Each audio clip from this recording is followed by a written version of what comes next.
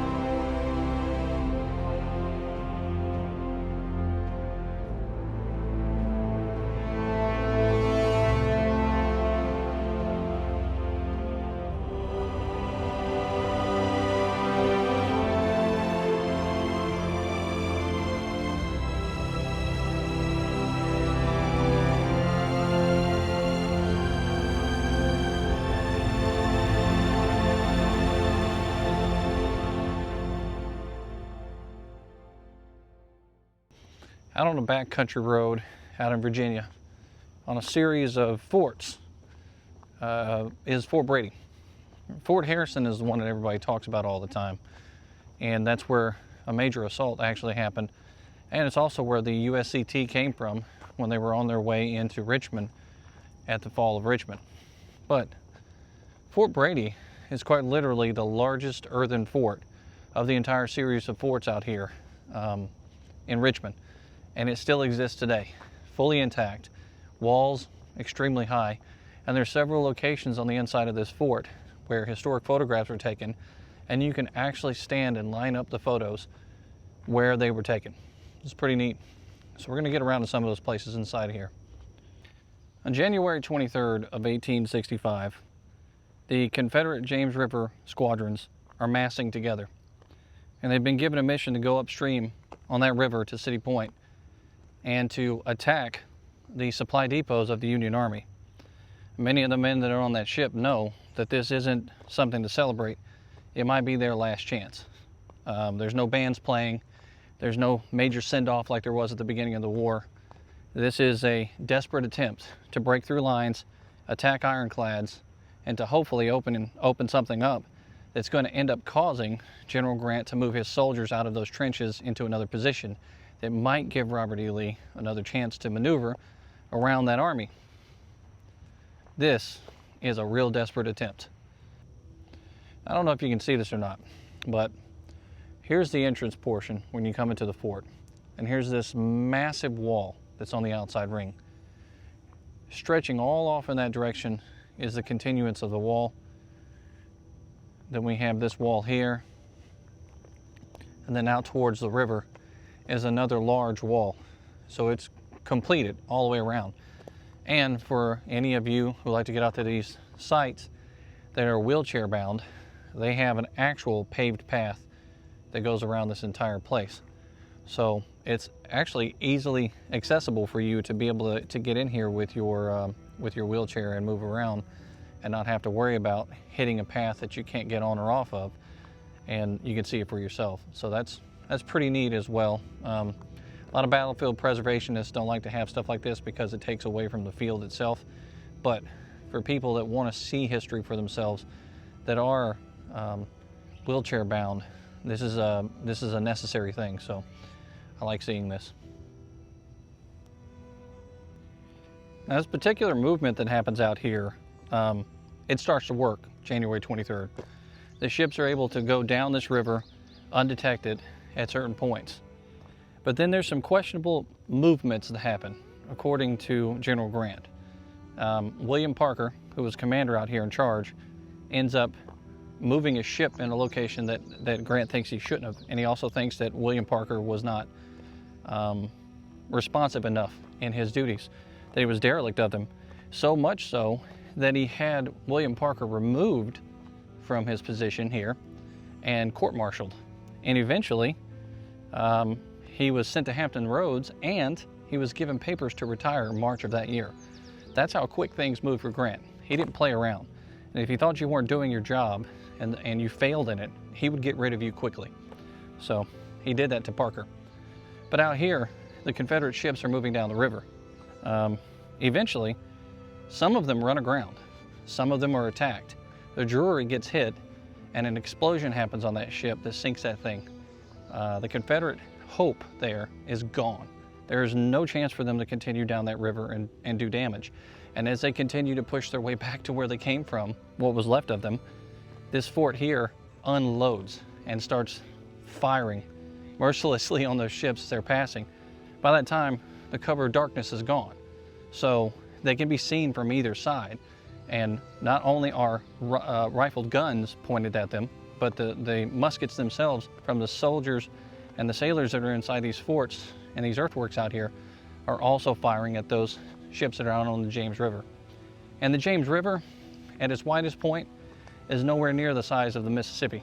So we're looking at pretty accurate fire that's happening to those ships that are out there on the water. And that was it. That was the last great hope of that Confederate Navy, the CSS, and all the ships that were attached to that squadron. They also missed one very important thing. Their whole thing was wrapped around the idea that they still had a port available in North Carolina. Fort Fisher at this point was a thing of the past. It was not something that was going to be successful for them. So this last major battle out here, although it's not something that's in the history books as often as Fort Harrison or Antietam or Cold Harbor or any of those big battles, it was a major point of contention. And had the Confederate Navy broke through out here and attacked City Point, there is a possibility that they could have done enough damage to make Grant reconsider his position there in Petersburg. But I highly doubt it.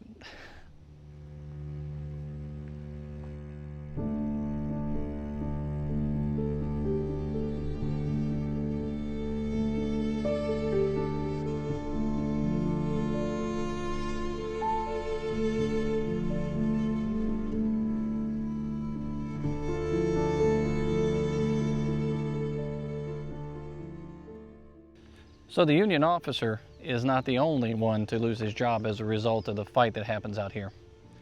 John K. Mitchell with the Confederate Navy also loses his post. Sims has him replaced. And not too long after the battle here, on April 3rd of 1865, the Confederate Navy actually has their ships scuttled to prevent them from falling into the hands of the United States Navy when it seemed like the taking of Richmond was pretty imminent. As a result, the sailors that were on those ships end up land-based soldiers, even though they're sailors, and they end up surrendering at Greensboro, North Carolina. So it's kind of a wild turn of event for those Richmond Confederate Navy sailors. This fort out here on this river, not only is it an amazing place to go to see history, to actually see the walls and to see the photographs that are associated with this fort, but it's amazing to think about the fight that happened out here on the James River, a pretty quiet place where we drive over all the time to get into Richmond, or we take a ferry to get into Jamestown. At one point in time, the types of battles and fights that happened out here on the James River was massive. It's crazy to even think about. I mean, just before this fight happens here, the U.S. Navy is actually on this river putting mines out in the water to stop the Confederate flotilla from coming down and attacking. So there are mines that were posted out there. There's explosive devices all over the place. It's a full-on war out here, and we feel so far removed from it that we don't think of the James River like that anymore. Or a place like this, Fort Brady, one of the most important places on the James River in 1865.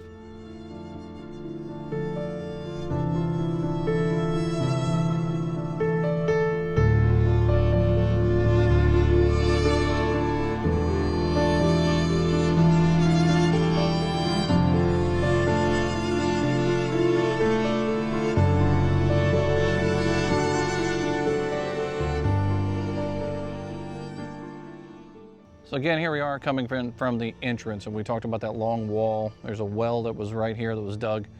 And then here is this massive earthwork that's directly in front of me. And then the path continues to meander around this way. Now you can see the gun emplacements on either side, and there would have been some sort of a wooden structure up there that these guys could get up on, and they would have been able to also parade across the top of these earthen works out here in order to take a look out beyond the works and see if the enemy was heading in their direction from all sides. This is a massive fortification out here, and it's made of earth. Now, a lot of people ask the question, why did they make this of dirt, and why did they not build them up in stones or bricks? Well, believe it or not, for some reason, when they built these earthen forts, the walls made of dirt and the way that they built them actually absorbed the impact of the fire that was coming in here. So when the cannonballs and the shell was fired towards this location, the earthen fort walls would actually absorb those balls into the wall, and it did not explode or come apart like brick and mortar would. So it made a lot of sense to be able to do that. Plus, the entire area is nothing but dirt and trees and grass. So you use what you got at the time in order to protect yourself. So on this sign here, which is kind of coming apart out here at this fort, you can see a photograph of the 1st Connecticut Heavy Artillery that was placed out here at this fort. And you can also see a clear view from across the fort wall there of the James River itself. And it talks about how by October of 1864, this fort was completely built and ready to go. And Company C of 1st Connecticut's Heavy Artillery brought several large guns into the fort and mounted them along the walls facing the James River. Eventually there were 10 large caliber cannon and mortars that were out here, and their mission was basically simple. It was to stop the Confederate ironclads and gunboats from moving downriver. The river is just on the other side of the wall over there. So this makes this a very important place. Not to mention, just on the other side of that river are locations for Confederate earthworks and guns. So they too are also aimed in this direction, not only to help move any kind of transportation up and down that river, but to also stop gunboats from coming up and down that river and to fire here on this fort daily. So the men that were stationed inside of this fort would have had to have dealt with cannon fire coming in here almost all the time. Now, in order for you to better understand what it's like for these guys living inside of this fort, you have to come out here and be inside this fort. You can't imagine the size until you walk around in here. You can't imagine what kind of life they would have had if they have to come inside and stay protected within the shelter of the fort the entire time. There's not a lot of room. So you put hundreds of men inside here, they're going to be crammed up one on top of another practically with their tents and everything. But on the outside of the fort walls, as long as you are on the opposite side where the enemy's not opposing you, you're able to put up structures. And so in some of these places out here, they built winter quarters because this place was up from October of 1864, really all the way until the end of the war itself, because the fort was still trying to maintain the river, the function of it flowing back and forth to Richmond in order for the gunboats to get up and down. Because even up to the point where Robert E. Lee surrenders the army in Appomattox, this is still not a safe river for that Union Army. There are still people who will try their best to continue the war effort after that's over with. So it didn't just simply end at Appomattox. So along this wall here, there is a sunken in portion, and then the wall comes back up. What you're seeing there is the entrance to a powder magazine. Neatly enough, they have a sign out here that's aimed in the same direction, and it has a historic photograph that was taken right here. You can see the soldier standing on top, one soldier in front. There's the entrance to that powder magazine, and inside is where they're storing ammunition, gunpowder, and things like that. This is one of the known images of the 1st Connecticut being out here, standing on top of that powder magazine. This is a pretty amazing photograph, and the details in this photograph are pretty amazing. You can see the soldiers standing on either side here, one standing in the front, the crossed cannons on top of the hat there. Powder entrance and exit. You can actually see on the other side the light that's coming through there. And then the soldier that's placed on top of this wall. Today, that soldier would have been roughly right about here. Those two soldiers standing here. This is pretty cool. Now, I like to stand in places where history actually happened. And of course, the Civil War soldiers would have stood around here just about anywhere in this fort during daily life. And I can't get up on top of these earthworks, but I can stand just before the earthworks right here and show you that sunken down portion where they used to be able to cross through here, and where you have the powder magazine built on the inside of this fort wall. And one of those soldiers would have probably been standing right here where I'm at right now, just in front of the entrance area to this powder magazine at Fort Brady. This is some pretty cool stuff. Now you're probably wondering, well, why is all this stuff growing up on these fort walls out here? Why haven't they cleared it out? Well, part of the preservation efforts of some of these things is to allow the vegetation to grow on top of it, because it creates those walls, or it creates roots down into the walls, and it keeps that earth together. If you kill all the vegetation on top of this stuff, the only thing that's left is the dirt. And the rain and everything else can cause it to fall apart. But then again, you have to have that right balance, because if there's too much out here, then it can also tear down these walls and cause an issue, and people can't visit it. So this is pretty cool to see this place.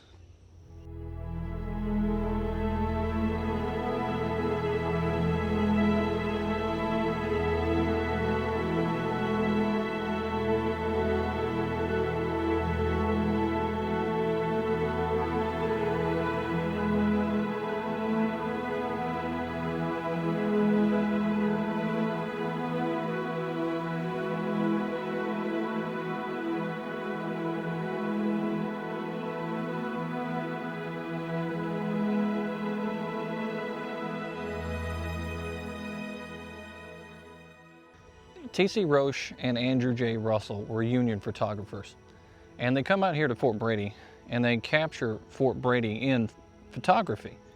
And they're literally some of the most important photographs taken out in this area. They capture what the inside of a fort looks like. They capture the guns being in place, the soldiers standing behind those guns. And these particular guns that they capture in photograph fired over 1,300 rounds here at the front-facing portion of this fort out towards the James River. They have a sign out here that kind of lines it up and shows you which direction you need to look at from the photographer's point of view.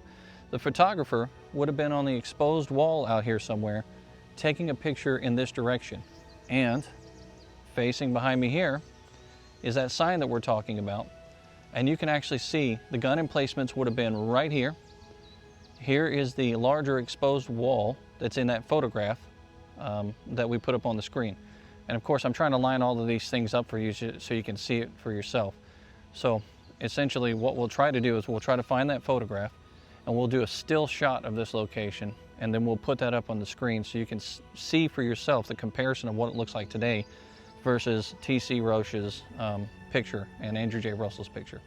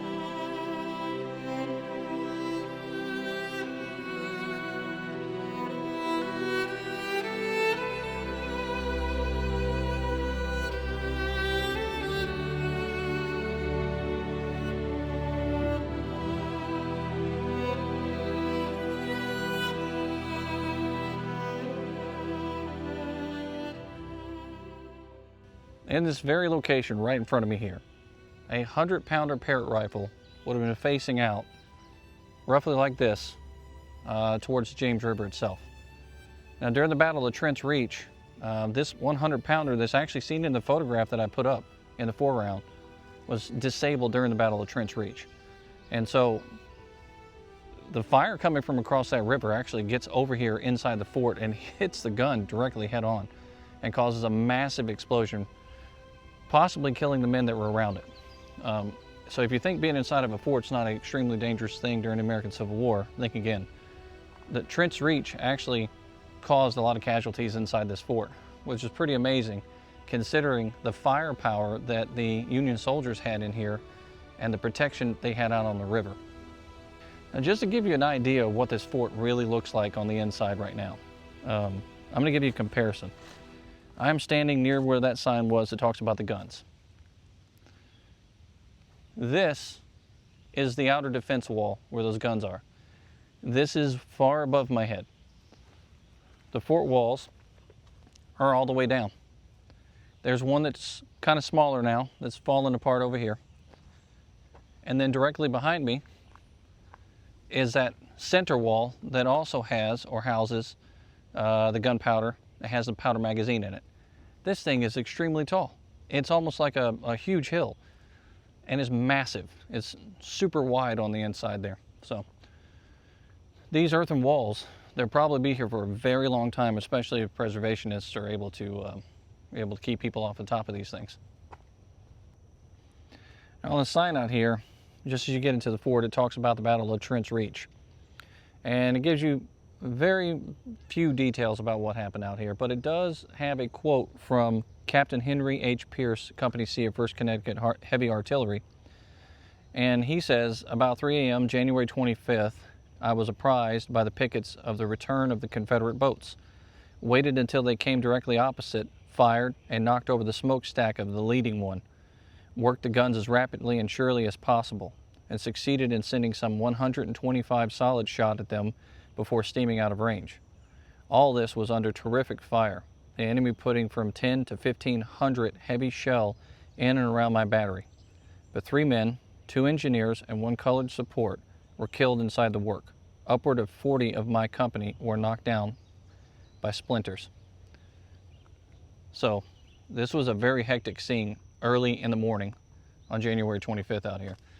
These guys were getting hit left and right, and still they stayed with their guns and they fired, and they were able to make a dent. Trent's Reach was the only major combat action that happened here inside this fort, other than the daily firing that they took, which was mostly to keep them busy. But the only major battle that happens here is the Battle of Trent's Reach.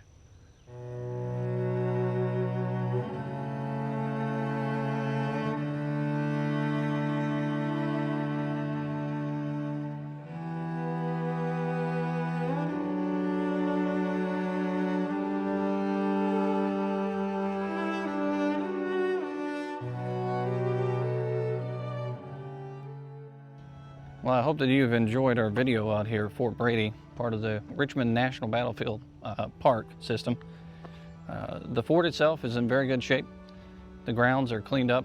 The pathway is clear. Like I said, it's paved, so if you're in a wheelchair, you can get out here.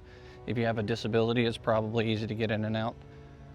Don't expect to see restrooms or water or anything like that. So if you come out here to walk around, bring your own water and go to the restroom down the street.